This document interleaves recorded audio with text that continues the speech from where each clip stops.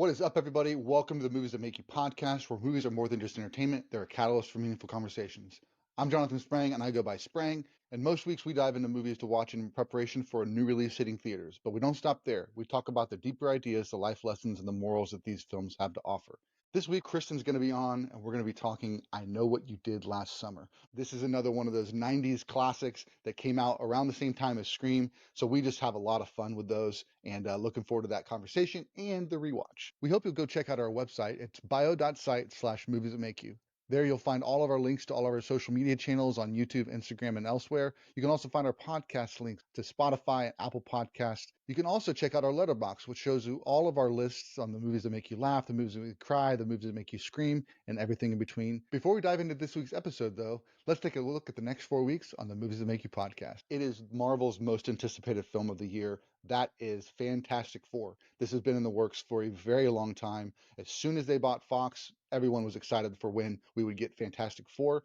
We got a little hint of him in Doctor Strange and the Multiverse of Madness, but this one looks to be incredible. The week after that, we're going to talk about Bad Guys. We're going to gear up for Bad Guys 2 by watching Bad Guys, the original, and Wreck-It Ralph, which is another story about a bad guy who's not really a bad guy.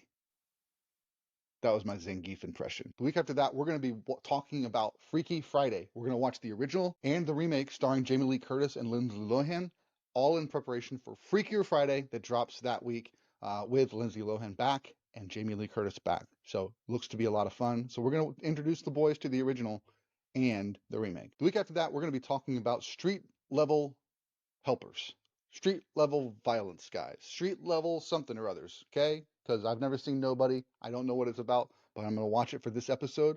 We're going to talk about Nobody and also talk about Equalizer with Denzel Washington. This should be a lot of fun gearing up for Nobody 2. So without further ado, let's get to the podcast. We are back with another episode of the Movies That Make You podcast. I am Sprang. I'm joined by my lovely wife, Kristen. How you doing, babe? I'm good. How are you? Doing well, doing well. We are excited for today's episode. Got a big movie from our kind of teen college years that's dropping a sequel this coming Friday, and that is I Know What You Did Last Summer. What do you remember just kind of culturally around this movie when you first saw it?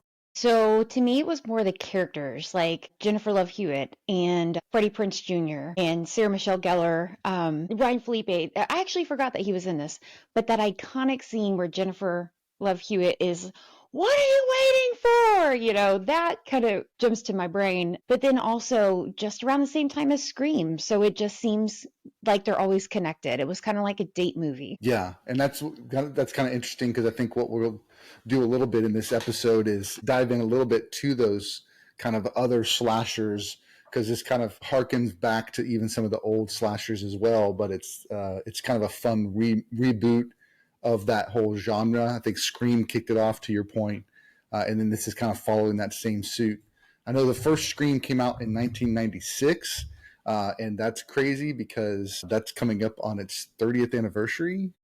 That's going to be next year, and so very excited for that. So when we go to Frightmare next year, I'm hoping that there is a big Scream panel and that they get everybody out for it. That would be amazing, at least from that original cast. If they could get Neff Campbell and Courtney Cox, and they'd have Jamie Kennedy and Matt Lillard, Skeet Ulrich, and David Arquette have been. They were there last year, and then we're going to see Skeet and Jamie next weekend at the OKC HorrorCon. But next year being the 30th anniversary, I'm hoping that they just spend all the money and get that original cast there. That would be amazing. That would be so fun. All that said, I think Scream did kick off a new like kind of genre, or like kind of bringing back that whole slasher genre, that slasher horror back into pop culture. And so this kind of picked up on the heels of that. So yeah, same thing for me. My love for this movie is because it's in that same genre. Definitely in my mind wasn't as good as the Scream series, and because we only got one sequel with that original cast, definitely the audiences felt like it wasn't as good as the Scream series.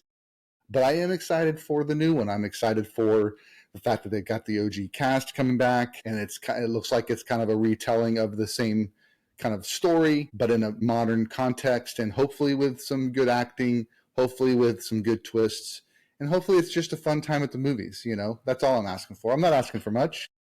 But it's just those things, just some good acting, good stories. Yeah. So before we jump in, for some reason it's Wear Red T-shirt day in the Sprang house, and so we're both wearing red T-shirts with white lettering. I've got DeMac, my buddy DeMac, and his T-shirt. It's who I am, bro. About not being apologetic about who we are. We are who we are, and that's okay. And then you've got what Got shirt my you got on? F45 shirt on. It was one of our Yeah. challenge T-shirts. I love T-shirts. Yes. Do you wear that on a certain day when you coach at the gym? Or So just we you used to wear them on Fridays when it was during that challenge period, the 6 week, but not anymore. Gotcha. I was thinking it was kind of like a Tiger Woods thing, you know.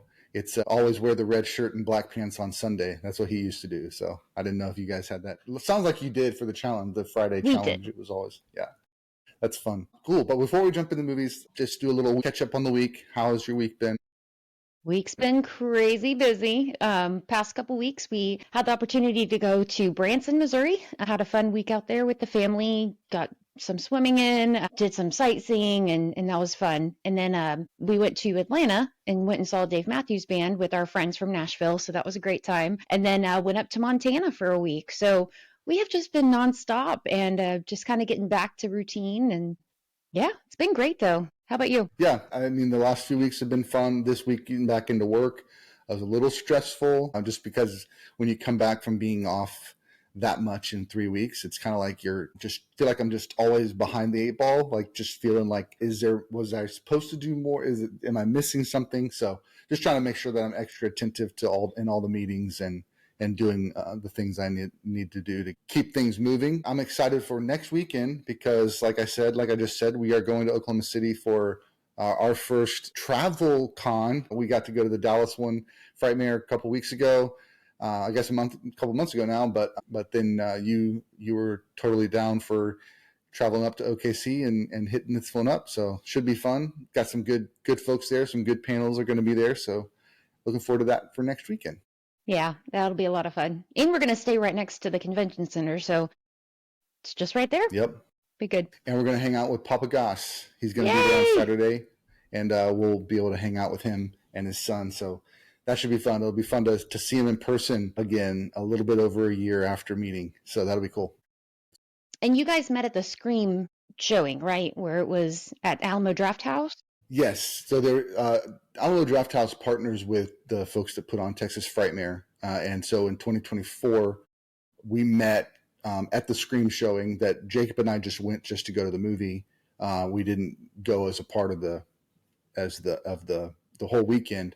And then he was there for the whole weekend and then came over to see the movie. We actually connected a couple times. Well, he saw us leaving on the Friday night because the cast hadn't made it. And then we came back and hung out in the bar, got some food before the movie. And so got to hang out with, just kind of met and just started talking movies, talking Scream, and then all the other things, and then invited him on the podcast. And so the rest is history. It's been a crazy year. Papa Goss has been so on cool. like 4 or 5 episodes now, and we text And and chat all the live time. watch? So yeah, we've done 2 live watch-alongs, and so that's been fun too. So yeah, looking forward to kind of meeting up again in person. Very cool.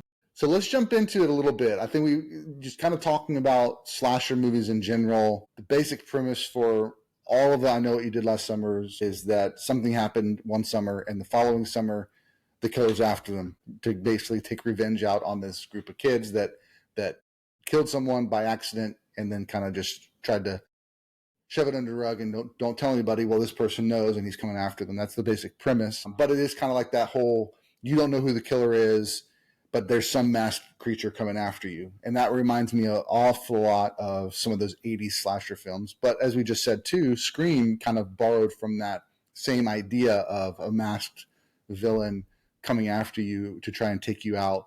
You didn't really know why in the first Scream film until the very end. You get some ideas later on that they kind of say why they did it. But it's just a masked person. The other thing about it is that it's a human person. Whereas, like, of course, Nightmare on Elm Street is not he was a real person, but by the time we see him in the films, he is a kind of some sort of demon that's able to attack kids in their dreams. And so he's not human. That's what I kind of wanted to say. In the Scream franchise and this one, they are human villains that are just putting on the mask for anonymity and to scare their victims. So when you think about other slasher films, what are some of the other ones that come to mind for you when you think about that kind of whole genre? So with the slasher films, I think of like Michael Myers. We've got Jason and Freddy, just kind of from the 70s and 80s, where they were people. They were these these humans, and then something happened, like you said, where they become kind of demonic.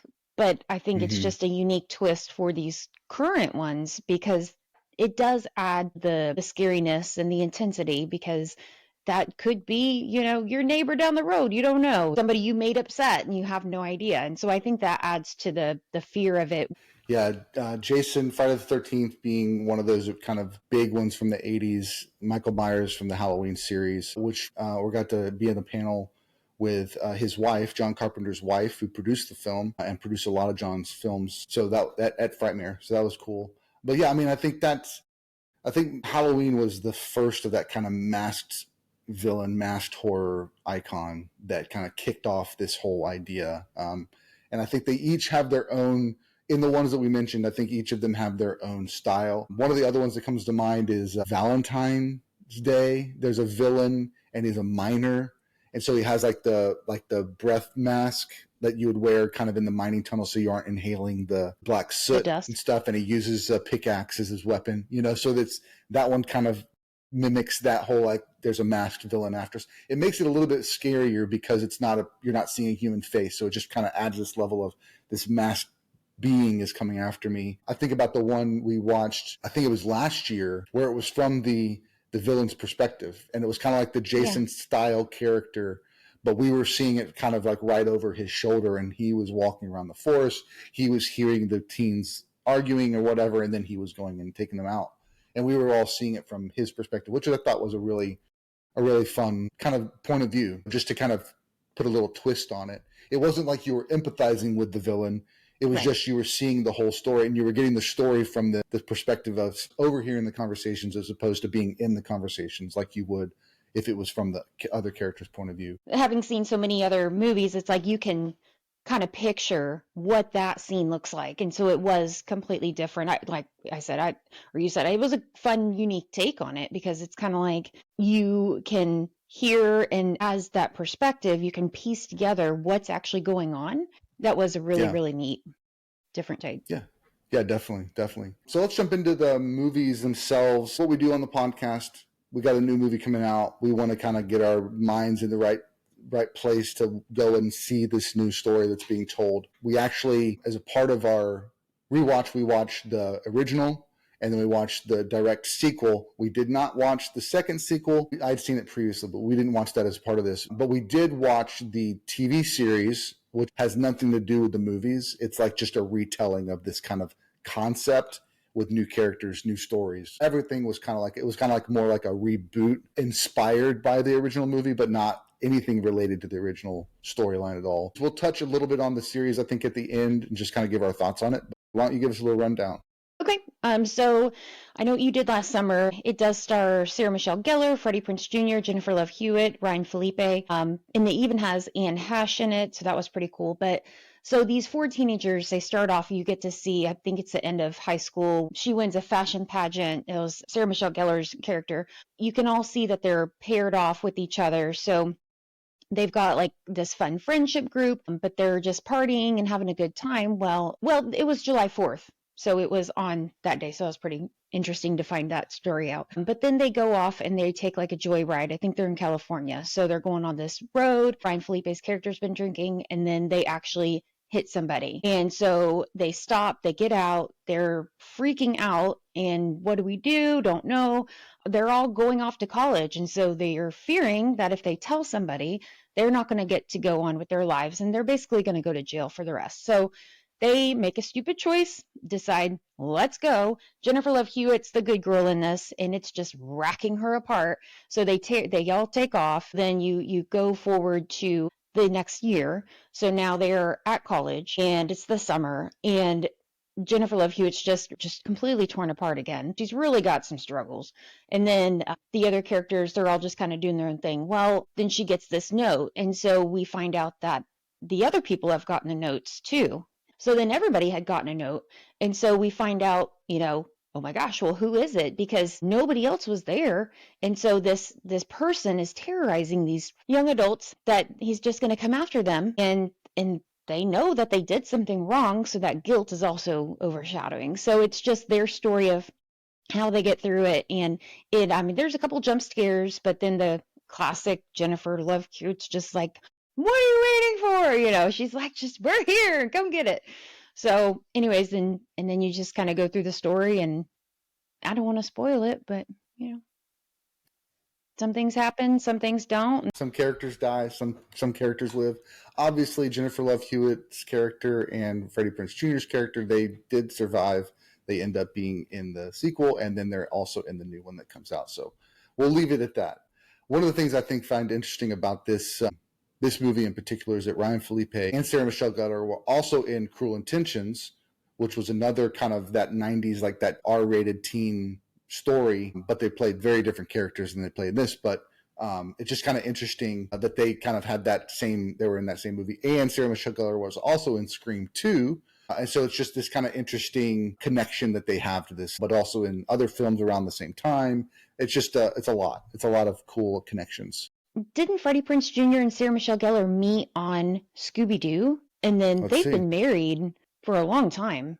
So Scooby-Doo came out in 2002, which was 5 years after this one. So they probably met on the set, and they're married to this day. They still are together. They actually both voiced characters on a Star Wars animated series called Rebels. So that was kind of fun. Sarah Michelle Gellar's done some acting here and there. Freddie Prinze Jr.'s just done the voice stuff. It was really fun to see him in the trailer for the new one because he hasn't been on screen in a very long time. And so it was a cool thing to see on that. So that's just some of the fun connections that all these characters kind of have in the movies at that time, and then also just the real life connections that they have with each other. But Ryan Felipe's character in this one he's the bad kid. He's the bad guy as far as the friend group. He's the one that's got the hothead. He's the one that's making all the dumb decisions. He's the one that's saying there's nothing going on. We need to just drop it. We need to and he's the one that's drinking all the time. And so he's the bad guy. Like you said, Jennifer Love Hewitt is the good girl. Sarah Michelle Gellar plays like the good girlfriend that wants to be good, but also is in love with the bad kid. And so it's like she's just kind of like trying to play the person in the middle. And then Freddie Prinze is kind of like this guy that plays kind of like the outside of the cool group, because he's poor and they're all more wealthy, and he grew up poor. And so while he is in love with Jennifer Love Hewitt and they have this relationship, he still feels kind of like an outsider. So that's a little bit interesting about those character dynamics. The story's fun. I mean, it's like you said, it's got the jump scares, it's got the kind of the classic horror moments, but the funny thing about it, why is the killer waiting so long to actually do anything to hurt them? It's like it seems like the killer is like basking in the same type of suspense that we, the audience, are enjoying. He's like wanting to amp up their suspense and make them fear him before he actually does anything to them. So I think that's kind of fun, but it works in the movie. Like, the movie does work. That first movie, it does feel right. I don't think I remember seeing anything. Maybe some of the acting's a little cheesy. Maybe there's some lines that are cheesy, but for the most part, everything's fairly believable in the whole idea, So. Yeah, and I agree on that. I think that first movie, it was good. Like, out of, what do we, with the number 5? So out of 5, it would be like maybe 3.5. Right. Yeah. Yeah. For sure. Yeah. I think I'd give it a 4, only because it's more nostalgic for me than it is the quality of the movie. It's like, because it was in that same kind of world as the Scream 96 and then this 97, it was kind of like, it felt like that part of that early stuff for me and my horror kind of horror movie watching. One interesting thing I did want to point out also is that it's written by the same writer. So Kevin Williamson wrote for Dawson's Creek, and then he wrote Scream, and then he wrote I Know What You Did Last Summer. And so he's on a roll there in the 90s. So lots of cool kind of fun connections there. Directed by Jim Gillespie, this first one was, and he is most known for this one, and that's pretty much all that we've known from him. But yeah, good movie. So you give it a 3.5, I give it a 4. That seems pretty reasonable. Yeah. And I'm Let's jump thinking in. more for overarching, like if somebody, like thinking of our kids, if they watched it, Hmm. they wouldn't have that relevance that we have, that nostalgic. So it's kind of like thinking of it as an outside view. Yeah, that Hmm. was all. For sure. All right, so let's jump into the second one. I Still Know What You Did Last Summer. I thought it was a clever title when it came out. I thought that was a great sequel name. One thing to point out is that at the very end of the first film, there is another jump scare from the villain, and that's how the credits roll. Is that she's in the shower, it's all steamy, and the shower door shows "I Still Know," and then he jumps through, and the window crashes, screen goes black, credits. So honestly, that's literally the only reason they did that, I'm sure, is because it's a fun scare and it's a fun idea that the killer's still out there. Like, there, nothing in the movie led you know that would be possible, but it's just like, hey, it's a movie. We're just going to have some fun. The next one picks up, like you said, Jennifer Love Hewitt's character is in college. She's got a friend group there. Freddie Prinze Jr.'s character is still back in Southport.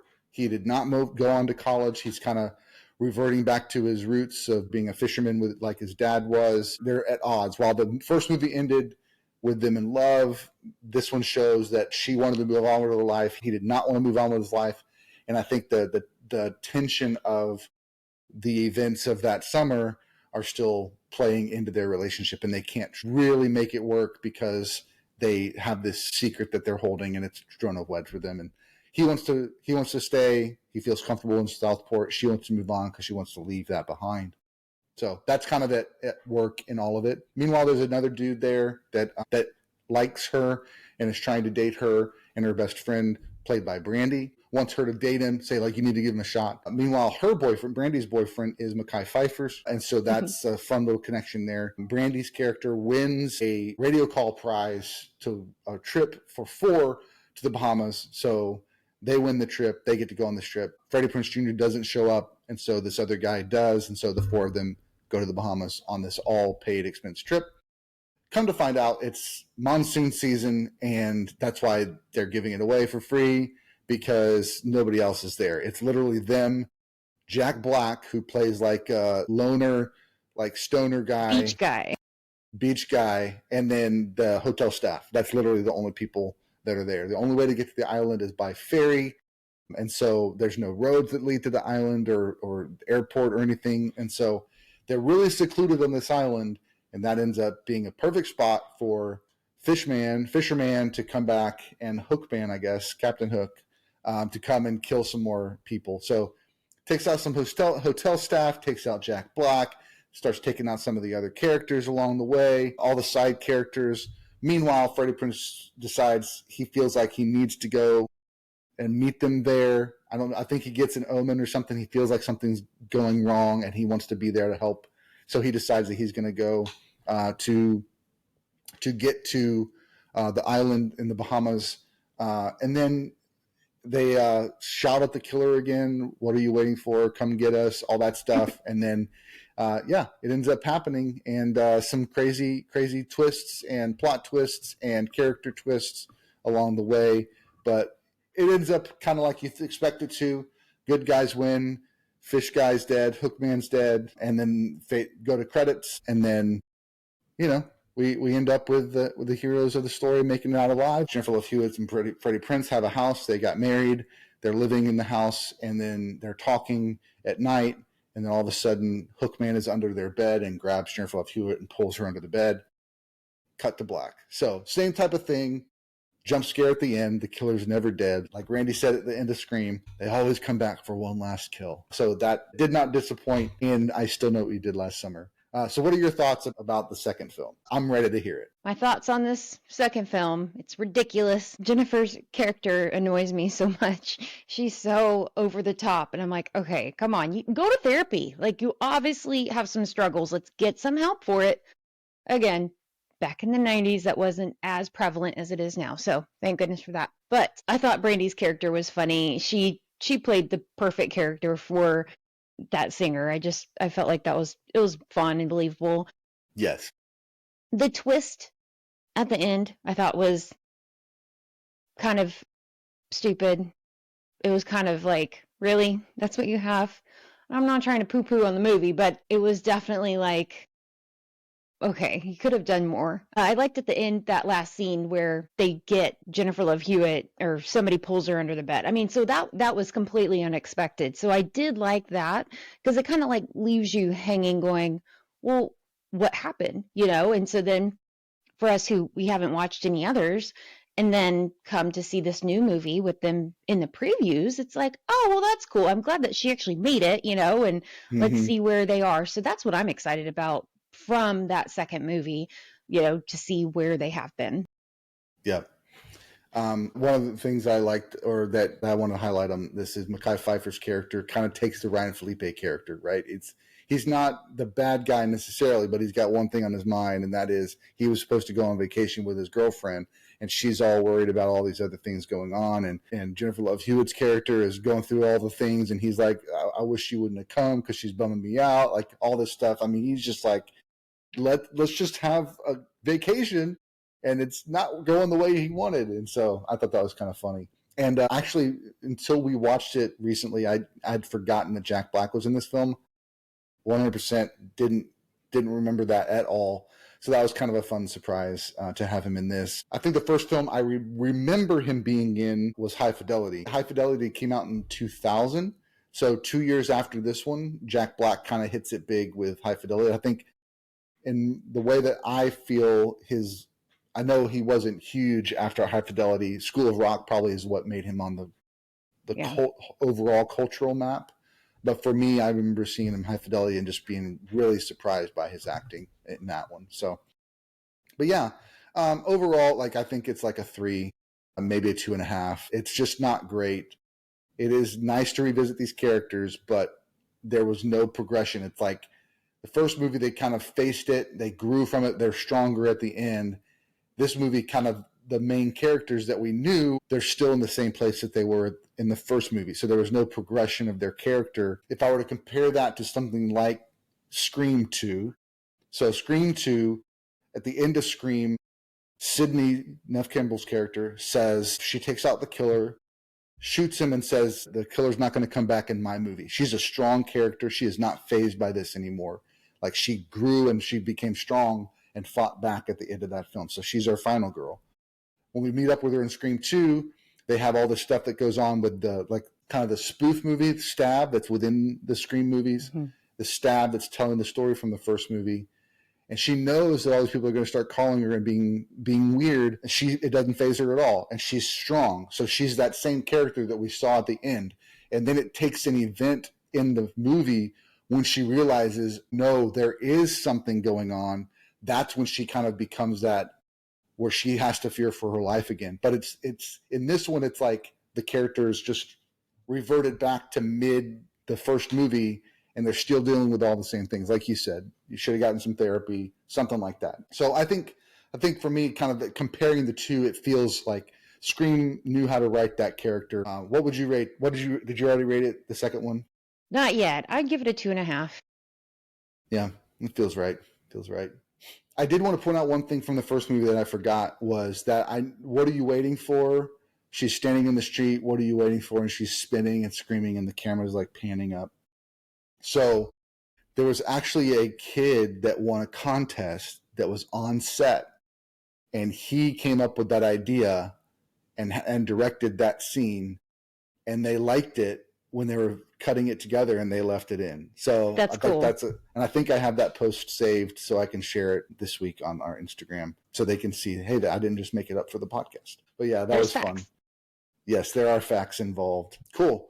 I'm just going to touch really quickly on the third film in the franchise called I'll Always Know What You Did Last Summer. This one made a huge jump. This basically, the first two movies happened in this universe. It's now become a legend, and the killer is no longer human. He is somewhat of like a mythological creature, an entity, a demon, something similar to maybe what we talked about with like those 80s slasher films. This one happened in 2006, and I don't think it got a theatrical release because I do not remember this one. The artwork doesn't look like anything you'd see at the movies. Like, it looks like made for TV, looks like released on DVD kind of situation.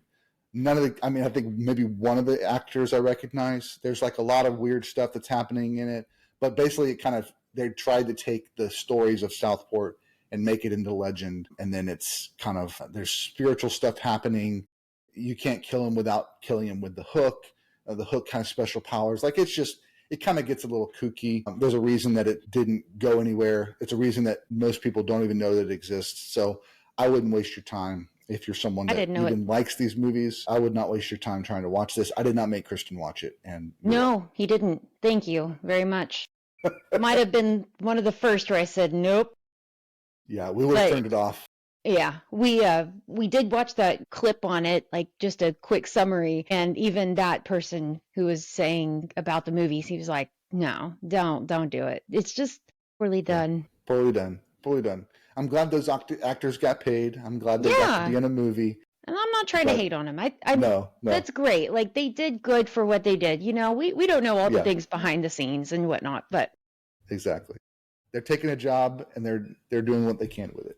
Yeah, I did want to take a little bit of time though to discuss the series. So 2021, there's a series that hits Prime. We watched all the episodes. I think it's like 8 episodes.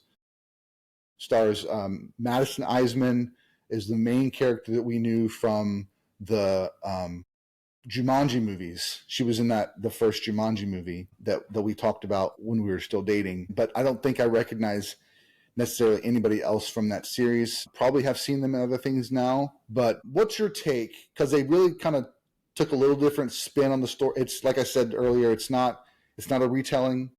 It's not a continuation. It's like its own set story, 8-episode story arc with this whole idea of something happening one summer and then it coming back to haunt them the following summer. What's your overall thoughts on the series?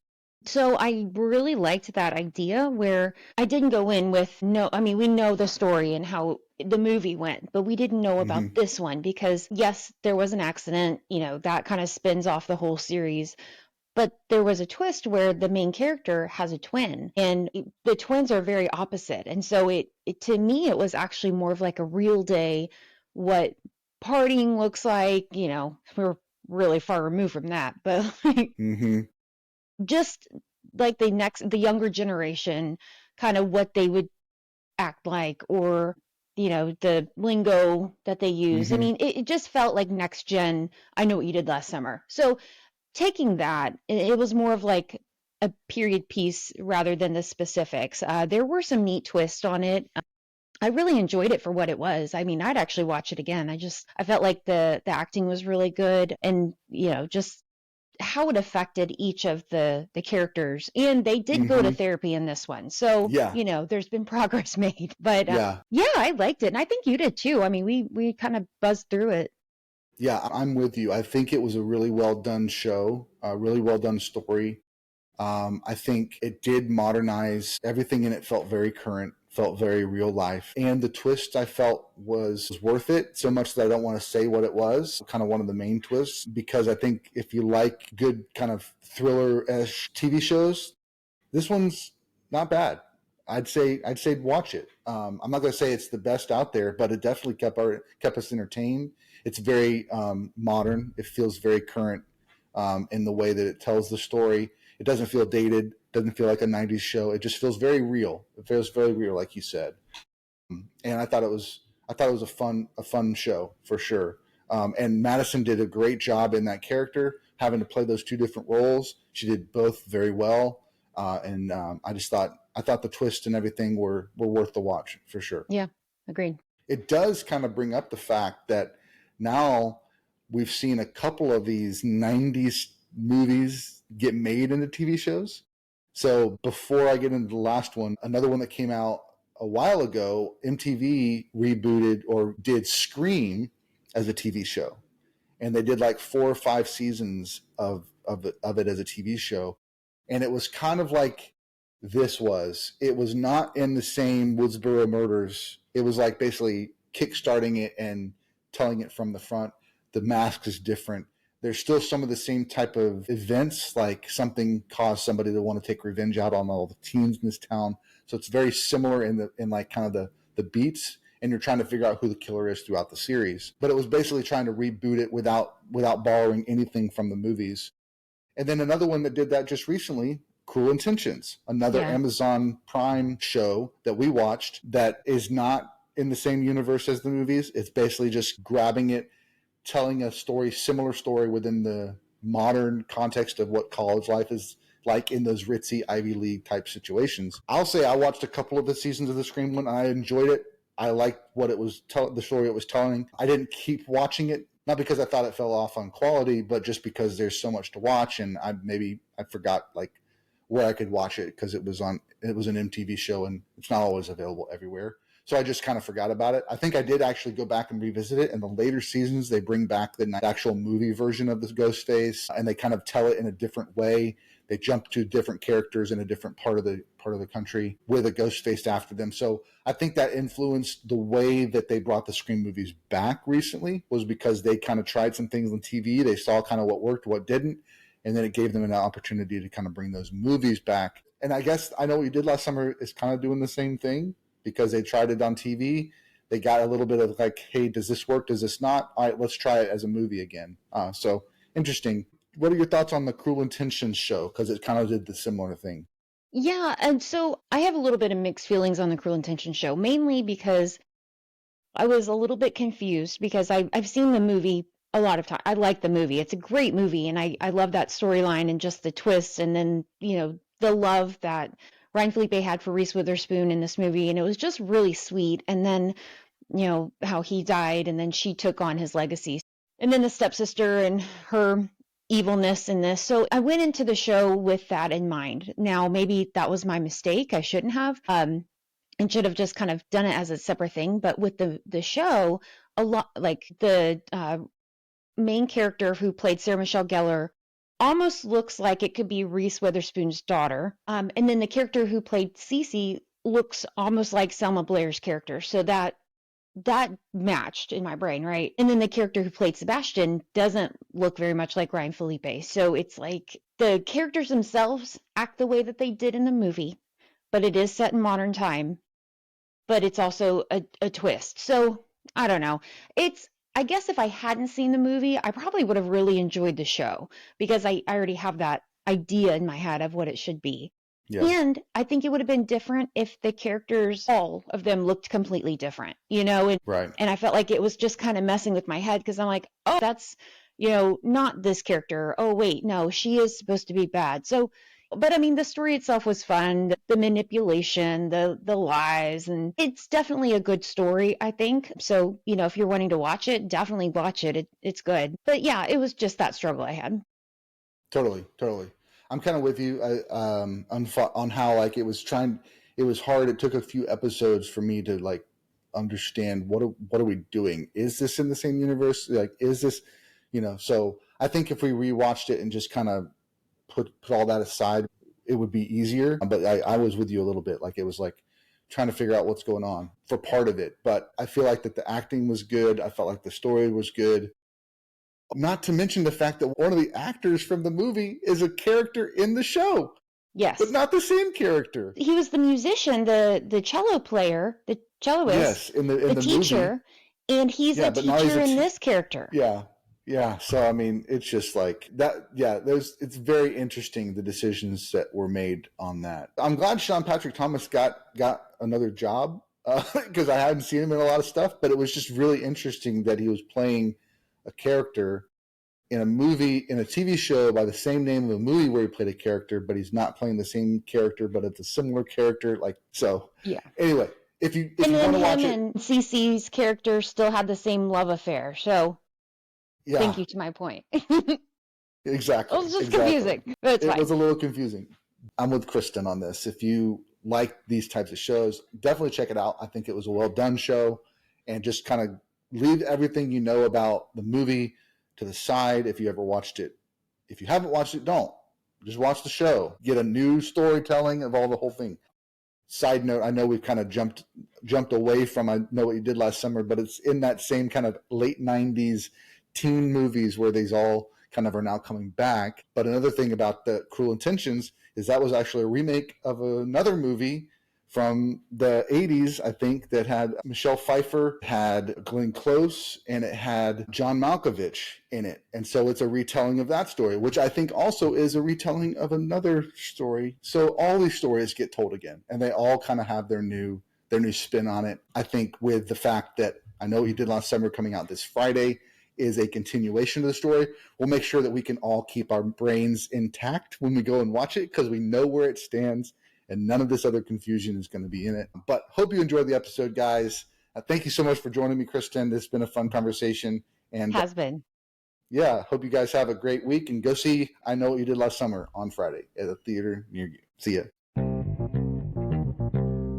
Thanks so much for watching. We hope you enjoyed this week's episode. Again, you can check out all of our links at bio.site/moviesthatmakeyou. Feel free to drop us a line. We'd love to hear from you. So until next time, keep watching movies.